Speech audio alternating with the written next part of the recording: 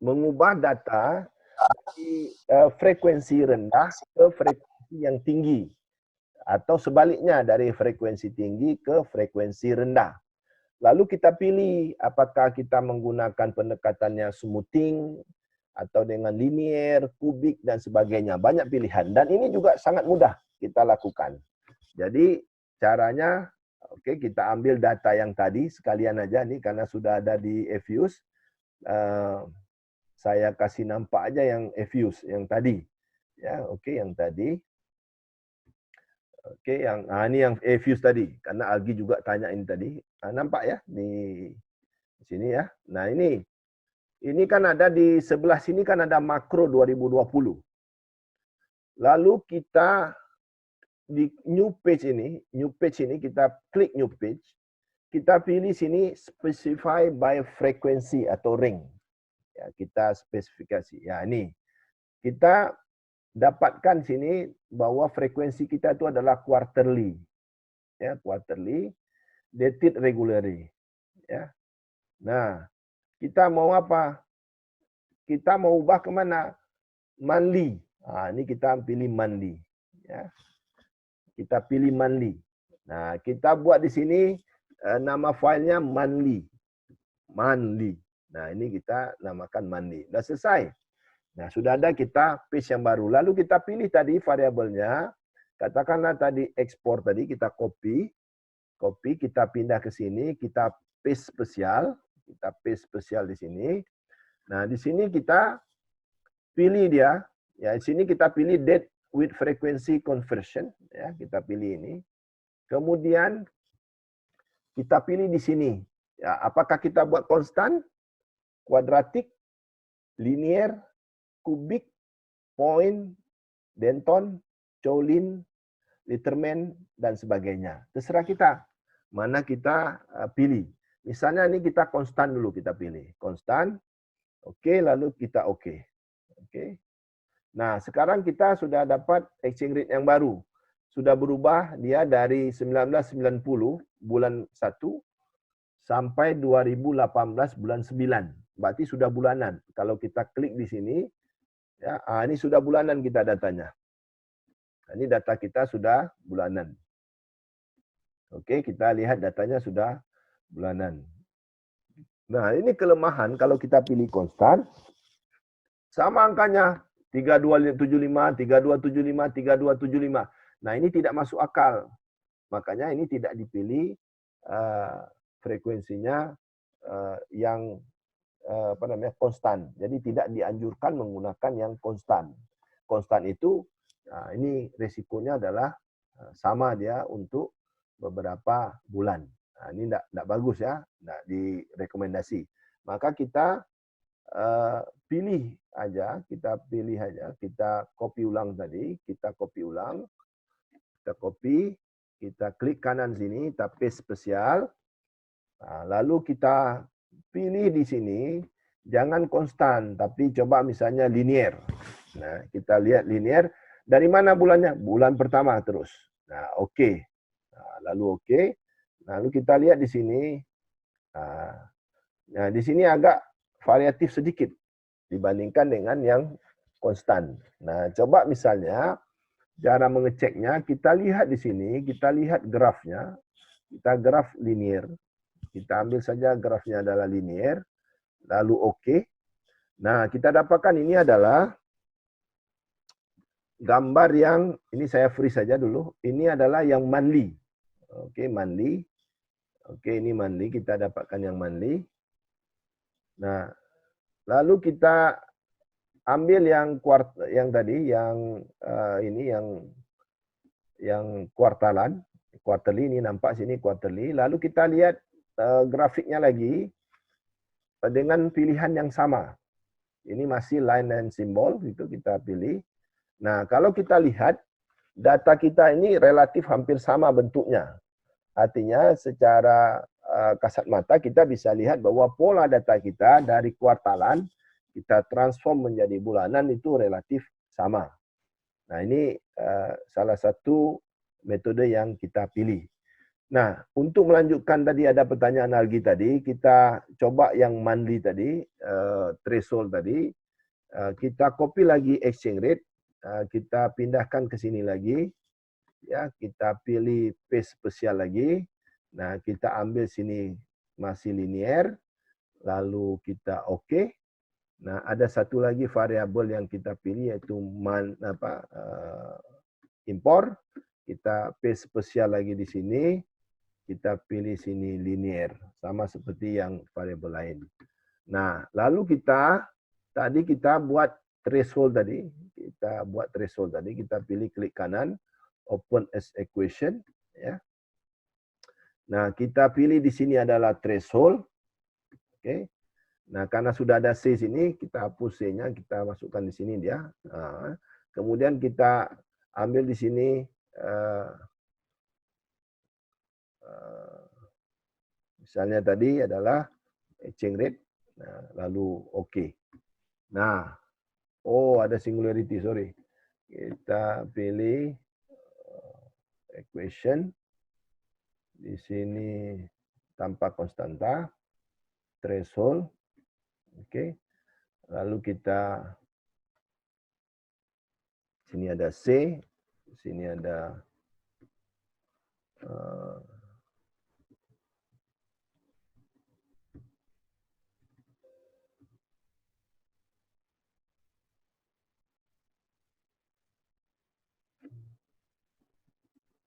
apa dia nak mau tadi.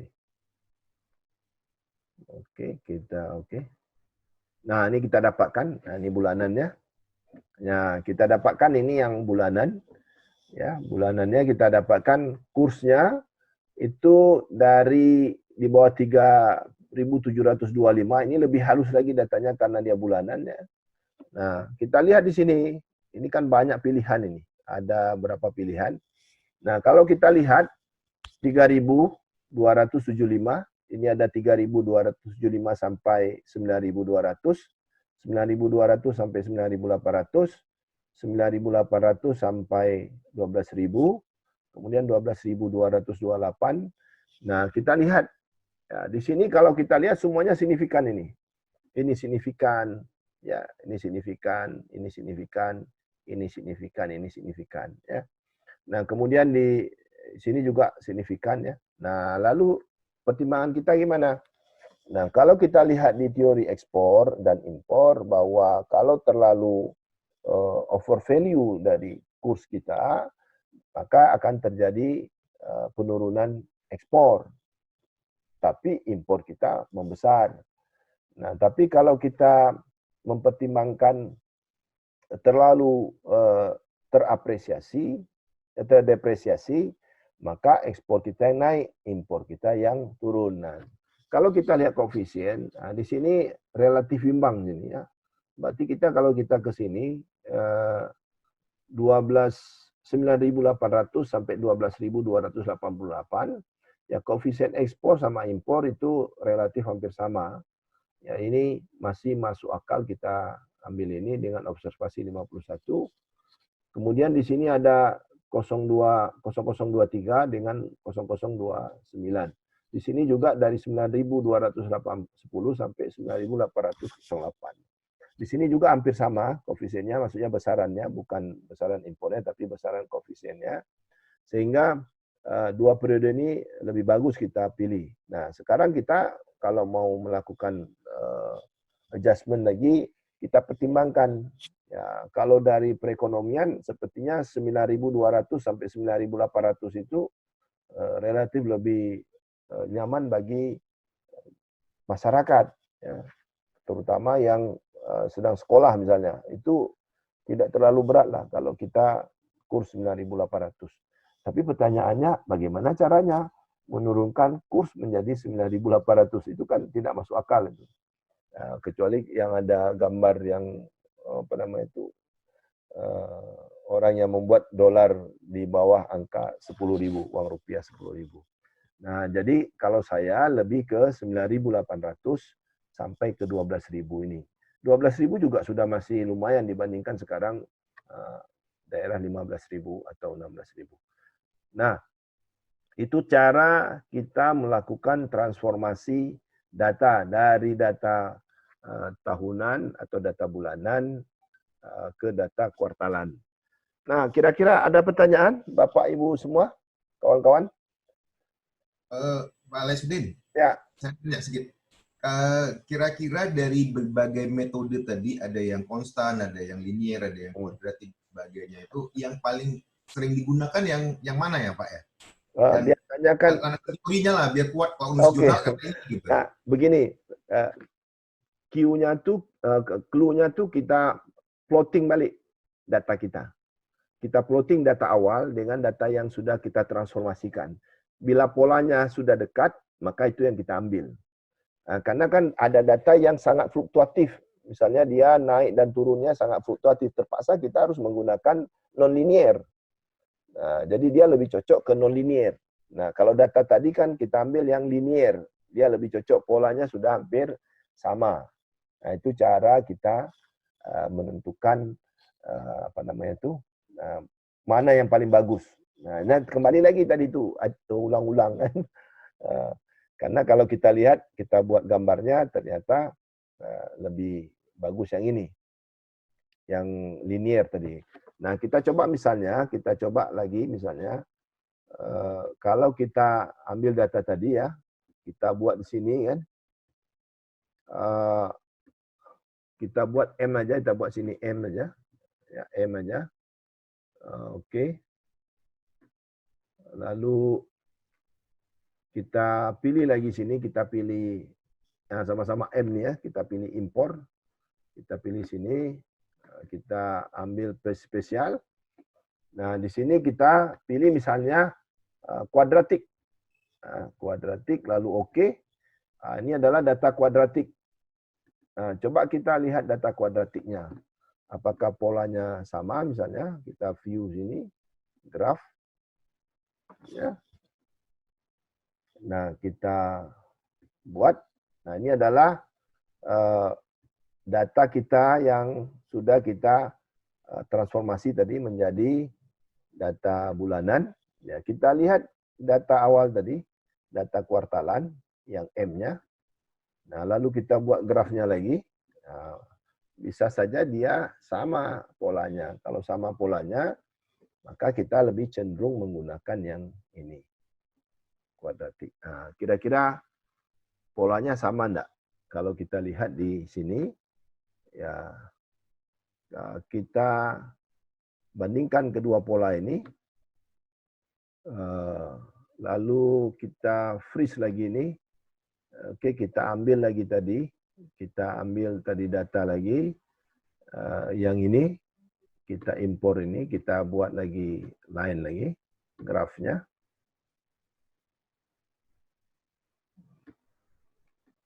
Nah, kira-kira mana yang paling bagus itu? Ya, kita kurangi aja lebarannya nih.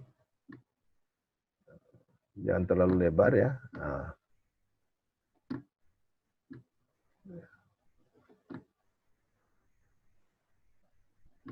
ini kita lihat. Nah, ini tadi ada apa namanya tuh? Ini ada non-linear, kuadratik. Ini ada linear yang ini. Nah, ini yang asalnya tadi. Kira-kira yang lebih dekat yang mana nih? Antara dua ini. Apakah kita kuadratik ke sini atau yang ini? Ya, yang linear. Nah, kalau kita lihat polanya, sepertinya lebih dekat yang ke linear daripada kuadratik. Karena kuadratik itu sepertinya agak berbeda sedikit dibandingkan dengan yang linear. Nah, itu caranya Pak Wahyu. Cara kita melihat mana metode yang paling bagus dibandingkan metode yang lain. Gitu Pak. Ada pertanyaan yang lain?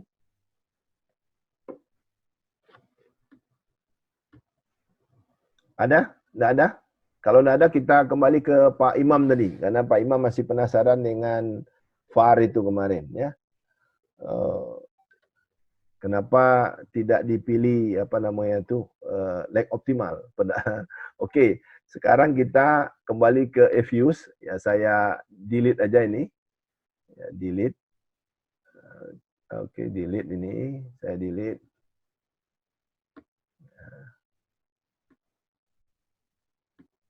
Oke, ini sudah saya delete.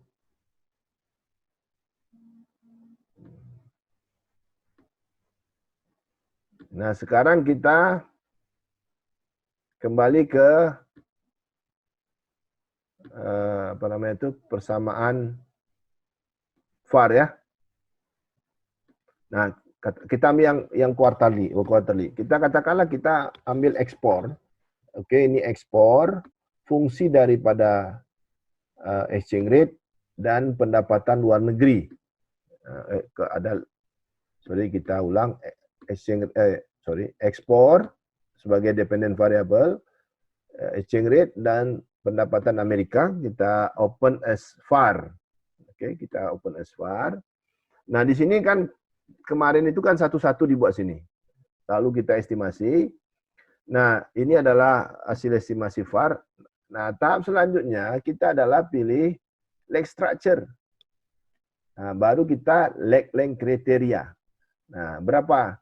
Kemarin ada nih, 10, karena ini tak panjang data kita. Ini katakanlah 10, lalu kita pilih. Nah, kalau kita menggunakan AKIK, itu legnya 4 yang optimal. Oke. Kalau kita menggunakan Hanan Queen, 3. Ini yang saya memilih 4. Kenapa? Ada beberapa pertimbangan. Yang pertama, 4 itu relatif lebih masuk akal, karena 1 tahun itu masih ada pengaruh sebelumnya. Yang kedua, sampel kita panjang. Meskipun kita pilih length-nya 4, masih cukup data kita. Karena kita ada 105 observasi. Oke. Maka kita kembali estimate tuh. Kita kembali estimate. Lalu kita buat length-nya adalah 14. Lalu kita oke. Nah, inilah yang dapat kita persamaan yang setelah kita lakukan penyesuaian. Sudah nampak nih 4 length-nya. Nah, lalu kita mau ambil apa namanya kemarin impulse response dan semuanya tuh, silakan kita pilih triangle causality, ya tinggal pilih kita. Ini kita lihat bahwa ini adalah ekspor. Kita lihat kurs itu sangat signifikan, USGDP juga signifikan. Ya. Kemudian di kurs itu dua-dua variabel juga signifikan. Nah, kalau kita lihat causality, kemudian di USGDP, ini ekspor kita tidak ada pengaruh terhadap Amerika. Ya jelaslah kita kan small open economy. Sedangkan kurs itu ada pengaruh karena Amerika juga sangat dipengaruhi oleh perekonomian interaksi kurs di luar negeri. Nah, kalau kita ke impulse response function, tinggal kita pilih aja nih. Nah, kalau impulse lebih bagus di graf dibandingkan dengan table, karena table itu bingung kita. Nah, ini kan kita sudah bisa melihat ya. Misalnya di sini, ini signifikan ini. Ya, pengaruh kurs terhadap ekspor signifikan. Ya, artinya kalau kurs mengalami depresiasi atau naik, maka ekspor kita juga naik. Di mana dia periodenya? Periode ke kuartal kedua dan kuartal ketiga. Kuartal 4 sudah tidak signifikan lagi. Nah, kalau kita lihat di sini pengaruh kurs terhadap ekspor. Nah, kalau kita ambil pengaruh ekspor terhadap kurs, cuman ada di periode ini, periode kuartal kedua dengan kuartal ketiga. Nah, itulah cara kita melihat leg length tadi, berapa panjang leg yang kita inginkan. Begitu Pak Imam. Oke, Bapak Ibu sekalian, ada pertanyaan?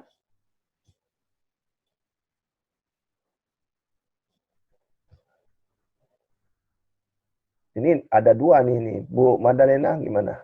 Katik. Pertanyaan itu, ya, ada pertanyaan? Oh, enggak ada pertanyaan tuh artinya udah paham semua nih. Pak Imam masih ada? Pak. Ya. Saya masih apa juga tadi yang masalah grafik itu ya. Ah, Kira-kira ada nggak ya Pak ya selain grafik? Karena grafik itu kadang-kadang ya, agak kita harus jeli bener ya. Memang tadi kelihatan juga kalau yang nonlinear itu dia agak agak melengkung-melengkung gitu ya, ya. nggak curam Hmm. kayak kayak si yang linear. Hmm. Kira-kira ada nggak misalkan indikator lain apakah tanda deviasinya atau apa gitulah yang Ya. kemudian bisa melihat oh ya ini lebih kecil nih dibandingkan yang ini gitu tuh. Itu Oke. enggak itu ya, Hmm. enggak ada ya. Anak, uji beda Pak.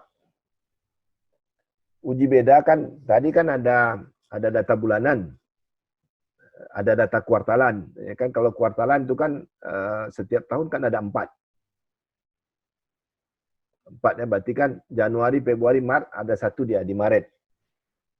Kemudian ada April, Mei, Jun. Juni ada satu. Juli, Agustus, September. September ada satu. Oktober, November, Desember. Desember ada satu. Maka kita pilih kan bulan-bulan yang ada pasangannya ini, kita uji beda. Uji beda kan dengan Excel bisa kan? Yang paling mudah tuh dengan Excel bisa, dengan SPSS. Dengan ini juga bisa kita buat uji beda. Nah, itu Pak. Nah, itu cara kita kalau mau ada dukungan yang kuat secara teori dan secara statistik, ya kita lakukan uji beda. Lalu kita bandingkan tadi, mana yang lebih signifikan antara metode tadi linear, kuadratik, dan lainnya. Itu kalau kurang kerjaan bisa Pak. Kalau misalnya banyak pekerjaan lain, lihat aja lah dari kasat mata. Tapi jangan lupa di dalam laporan penelitian harus kita cantumkan bahwa transformasi data ini dilakukan dengan metode linear kah, kuadratik kah. Nah, tapi kalau memang mau lebih kuat harus kita uji memang itu. Kita uji beda Pak. Uji beda antara satu metode dengan metode yang lain. Lalu kita tampilkan mana yang lebih signifikan ya pengaruhnya. Kalau dia tidak ada beda, berarti tidak ada beda antara yang data awal dengan data akhir, berarti itu yang paling bagus. Beda yang paling kecil dibandingkan yang lain. Oke, yang lain gimana? Bapak Ibu sekalian? Katik juga. Katik. Kalau kalau tidak ada pertanyaan, nah ini bahan sudah habis. Saya pikir kemarin itu kan saya buat panjang ini supaya ada diskusi yang panjang ya. Karena pengalaman dengan IPB kemarin itu banyak sekali yang tanya. Ini tidak tahu saya kenapa tidak banyak tanya ini. Nah nanti kan ini bisa diulang sendiri karena videonya akan kita posting. Memang harus latihan sendiri nih. Kalau tidak latihan kita tidak bisa. Ya, Pak. Kita latihan insya Allah bisa. Tidak terlalu berat lah nih. Nah, kalau buku ini saya pakai itu Astero. Ya, sepertinya ada di posting sama si Kamal ya bukunya. Saya ada 2 buah tuh ada edisi kedua, ada edisi ketiga yang hard copy-nya. Edisi kedua saya beli, mahasiswa kopi hancur buku itu, saya beli lagi edisi ketiga lagi. Mahasiswa kopi kan. Yang ketiga itu saya bilang jangan kalian kopi lah, udah rusak buku saya satu. Itu yang pertama itu 800.000 sebiji buku saya beli dari Amazon ya kan. Yang kedua itu tak berapa sejuta berapa ya. Nah kalau mau ada buku satu lagi, tapi itulah bagus bukunya, Modern Econometry sepertinya ada itu saya kasih nampak sama Pak Wahyu ya. Modern time series, tapi sangat teoritisnya. Biasanya kalau saya ngajar di anak S3, saya tanya mau teori atau mau praktek. Jangan teori kali lah Pak. Teori itu lebih pusing kita daripada, saya bilang kita campur lah. Jangan terlalu teori dan jangan juga terlalu lepas juga kita dari teori. Harus ada teorinya sedikit lah, kita paham dari mana dasarnya. Oke Bapak Ibu sekalian. Oke Pak. Sertifikat sedang saya proses ya, karena ini agak lamban sedikit kita kantor nak buka nih. Kita minta tanda tangan ketua departemen kan. Kemudian Nomor Pak ya. nomor insyaallah dapat ya. Dan saya buat jamnya juga situ 15 jam kita kan. Iya Pak. 15 jam. Nah itu insyaallah kita cantumkan. Nah dulu kita bahkan di belakang itu ada kita cantumkan materinya, ini berapa jam, ini berapa jam. Ini kan nggak mungkin karena dia sertifikat ya kan, hanya satu halaman aja. Kalau yang sana kan bisa timbal balik. Tapi nggak apa-apa, kita cantumkan jamnya aja. Karena jam itu juga yang asisten ahli itu memang agak menderita sedikit kan. Karena perkaliannya itu 0,5 itu kan menyedihkan ya. Iya, Pak. Makanya jangan lama-lama di posisi asisten ahli itu. Iya, Oh, Pak. sekali kita di posisi asisten ahli, capek kita ngajar satu gerobak, dikali 0,5 juga. Kami udah rasakan soalnya Pak Ayu kan. Sudah lama kita rasakan. Menderita. Dulu saya ada asisten ahli pertama, asisten ahli media. Oh iya ya. Asisten ahli ya. Saya dulu masih dapat tuh lektor muda. Oh saya enggak beli aja. Masih ketemu saya itu. Lumayan lama lagi itu. Ya, sekarang sudah tinggal 4 lagi, hanya ada asisten, ahli, lektor, atau kepala guru besar. Profesor. Kalau dulu, waduh, lama sekali kita bergerak dari satu tahap ke tahap lain. Ya. Oke, Bapak Ibu sekalian, saya mohon maaf karena ini harus kita padai sampai segini karena bahan juga sudah habis. Nah, kalau ada pertanyaan silakan hubungi saya, boleh, Kamal boleh. Ini Kamal tadi mohon maaf tidak bisa bergabung dengan kita karena kurang sehat tadi. Dia masih istirahat, katanya butuh istirahat. Ya, saya bilang ya silakan. Terima kasih Bapak Ibu sekalian. Nanti saya mohon kesediaannya untuk mengisi form yang akan kita buat untuk evaluasi kegiatan ini. Nanti akan saya posting di grup. Terima kasih, Oke, mohon Pak. maaf Makasih, lahir Pak. dan batin. Semoga kita sehat selalu. Dan kita berharap ini segera selesailah COVID ini. Nggak bisa bergerak kemana-mana. Saya sebenarnya kemarin itu Chan ini 2020 pergi Korea kita pergi conference ke Korea. Tahun lalu saya ketemu Pak Wahyu di Madrid ya. Nah, tahun ini enggak jelas nih mau kemana conference. Ini nampaknya online juga conference. Ya, enak Pak, conference online enak. Enggak enak ya. Enak maunya ke Eropa lagi ya. Ya insya Allah lah tahun depan kita mungkin sudah agak agak damai sedikit dengan COVID ini, kita udah bisa kembali berjalan-jalan pergi ke. Nah itulah enaknya dosen, kita bisa kemana-mana ya kan. Kalau Pak Imam udah gawean dengan wong Pemda Galo, banyak duitnya ya kan. Oke Bapak Ibu sekalian, terima kasih atas perhatian Bapak Ibu sekalian. Mohon maaf atas segala kekurangan. Hadanallah wa iyyakum ajmain. Wassalamualaikum warahmatullahi wabarakatuh. Waalaikumsalam warahmatullahi wabarakatuh.